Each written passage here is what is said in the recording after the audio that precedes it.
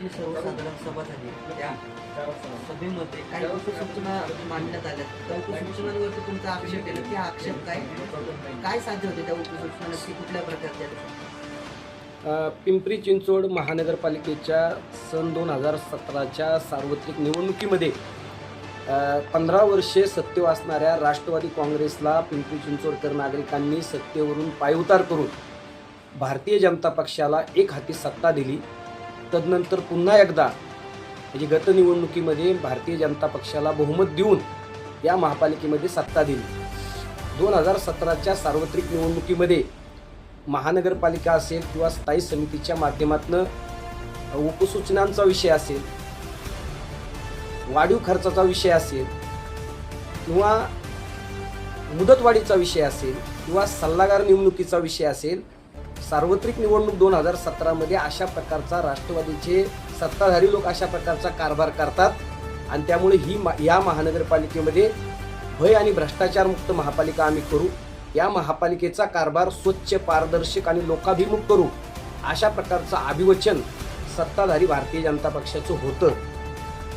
उपसूचनांचा हा गंभीर विषय जो आहे या संदर्भात बोलत असताना या वर्षीच्या अंदाजपत्रकाच्या 60 कोटीच्या उपसूचनाचा विषय संपूर्ण महाराष्ट्रामध्ये गाजला आणि त्यामध्ये त्या उपसूचना चुकीच्या पद्धतीने कायद्याला सोडून माननीय महापालिका सभा असेल किंवा माननीय स्थायी समिती सभा असेल यांना फाट्यावर मारून 60 कोटीच्या उपसूचना त्या ठिकाणी मंजूर करण्यात आल्या. त्याची अदागी बिलांची करण्यात आली. या विषयावरती मोठ्या प्रमाणात चौकशीची मागणी झाली. इथले मुख्य लेखापाल श्री जैन यांना त्या संदर्भात त्यांची बदली करण्यात आली. प्रकरण आता चौकशी त्याची सुरू आहे. काल सोमवार होता. 27 जुलैच्या या सर्वसाधारण सभा महानगरपालिकेची होती. यामध्ये महानगरपालिकेमध्ये 128 सदस्यांचं हे सभागृह आहे आणि या सभागृहामध्ये वेगवेगळे विषयपत्रावरती असताना महानगरपालिकेच्या विषयपत्रावरती विषय न घेता उपसूचनांच्या माध्यमातून घुसाडाघुसडी करून त्याच्यामध्ये आर्थिक लेनदेन करून आर्थिक लाभ मिळवून या ठिकाणी अशा प्रकारच्या उपसूचना घुसडून मंजूर करण्याचा आल्याचा गंभीर प्रकार सामोरे आलेला आहे. यामध्ये सगळ्यात गंभीर विषय आहे की महानगरपालिकेचे शहर अभियंता म्हणून यांची नियुक्ती व्हायला हवी, त्याचा विषय मागच्या 2 महिन्यापासून प्रलंबित असताना शहर अभियंता पदाचं 3 भागामध्ये विभाजन करून शहर अभियंता 1, शहर अभियंता 2 आणि शहर अभियंता 3 अशा प्रकारची उपसूचनेद्वारे या विषयाला मंजुरी करण्यात आलेली आहे. आणि त्यामध्ये शहर अभियंता 1 या पदावरती मुख्य अभियंता प्रमोद ओंबाशे यांचं नाव जाहीर करण्यात आलेलं आहे आणि शहर अभियंता 3 या ठिकाणी मनोज सेठिया यांचं नाव जाहीर झालेलं आहे आणि एक नाव त्याच्यामध्ये कुठलंही नाव डिक्लेअर केलेलं नाही. मात्र मुळशी दुर्घटनेतले जे जबाबदार अधिकारी आहे संजय कुलकर्णी या स्पर्धेत होते आणि ते 2 महिन्यांनी त्यांचं आता निलंबन केल्यामुळे ते आल्यानंतर त्यांच्याकरता ही राखीव जागा ठेवली का काय अशा प्रकारचा प्रश्न इथल्या सत्ताधारी पक्षाला आणि आयुक्त विजय सूर्यवंशी यांना आमचा आहे.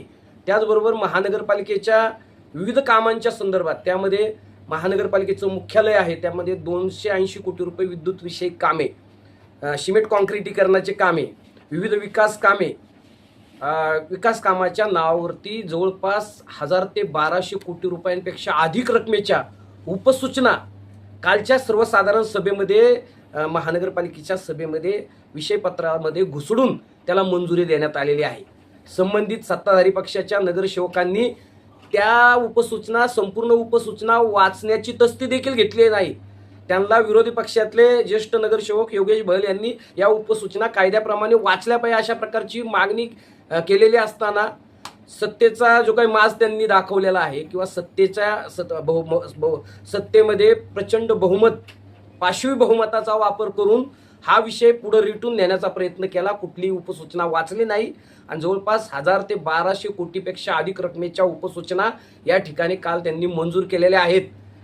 खरं तर अशा प्रकारच्या उपसूचना देत असताना विकास कामांच्या संदर्भात शेकडो कोटीच्या विषय मंजूर करत असताना ते रितसर नगर सचिव विभागाच्या माध्यमातून विषयपत्रावरती विषय आले पाहिजेत, त्याचे डॉकेट तयार झालं पाहिजे, त्यावरती सांगोपांग चर्चा झाली पाहिजेत, त्याचे योग्य असे इस्टिमेट बनवून ते विषय समोर सर्वसाधारण सभेच्या आणि स्थायी समितीच्या समोर आले पाहिजेत. मात्र तसं न करता अधिकारी जे प्रशासनातले अधिकारी आहेत ते नगर सदस्यांना अशा प्रकारचे सुपीक त्यांच्या डोक्यातनं कल्पना काढून अशा प्रकारचे विषय सामोरे आणतात. त्याचं योग्य असं इस्टिमेट तयार केलं जात नाही. उपसूचनाच्या माध्यमातून अशा प्रकारच्या उपसूचना स्टँडिंग कमिटीच्या सभेमध्ये, महानगरपालिकेच्या सर्वसाधारण सभेमध्ये अशा प्रकारच्या त्या घुसडायच्या, त्याला मंजुरी द्यायची आणि त्याची अंमलबजावणी करायची आणि करदात्या नागरिकांच्या तिजोरीवरती दिवसा ढवळ्या दरोडे घालायचे. कायद्यात कागदाला कागद जोडून कागदी घोडे नाचून ते कायद्यात बसून करदात्या नागरिकांच्या तिजोरीवरती दरोडे घालायचे. अशा प्रकारचा कारभार कालच्या सर्वसाधारण सभेमधून महानगरपालिकेच्या सत्ताधारी पक्षाच्या लोकांनी केलेला आहे. या सगळ्या निर्णयाचा आम्ही तीव्र शब्दामध्ये निषेध व्यक्त करत आहोत. या संदर्भात माननीय महापौर, माननीय आयुक्त, सत्ताधारी पक्षाचे पक्षनेते आणि सभापती यांनी पुनर्विचार करावा. अन्यथा या संदर्भात राज्याचे मुख्यमंत्री देवेंद्र फडणवीस, उपमुख्यमंत्री एकनाथ शिंदे, पालकमंत्री सुनीताताई पवार यांच्याकडे या संदर्भात आम्ही तक्रार करून याची वरिष्ठ पातळीवर चौकशी करावी अशा प्रकारची मागणी करणार आहोत. पिंपरी चिंचवड महानगरपालिकेची 27 जुलै रोजी जी काही सर्वसाधारण सभा झाली आणि त्यामध्ये सत्ताधारी पक्षाच्या लोकांनी जो काही उपसूचनाचा खेळ केलेला आहे, त्यामधून ज्या पद्धतीने भेळीचा कार्यक्रम त्यांनी करून काल सत्ताधारी पक्षाने उपसूचनांचा करोडो रुपयाचा या ठिकाणी खेळ केलाय आणि त्याच पद्धतीने त्याच्यापेक्षा दामदुप्पट अशा प्रकारचा करोडोचा भेळीचा खेळ केलाय असं म्हटलं तर वावगं ठरणार नाही.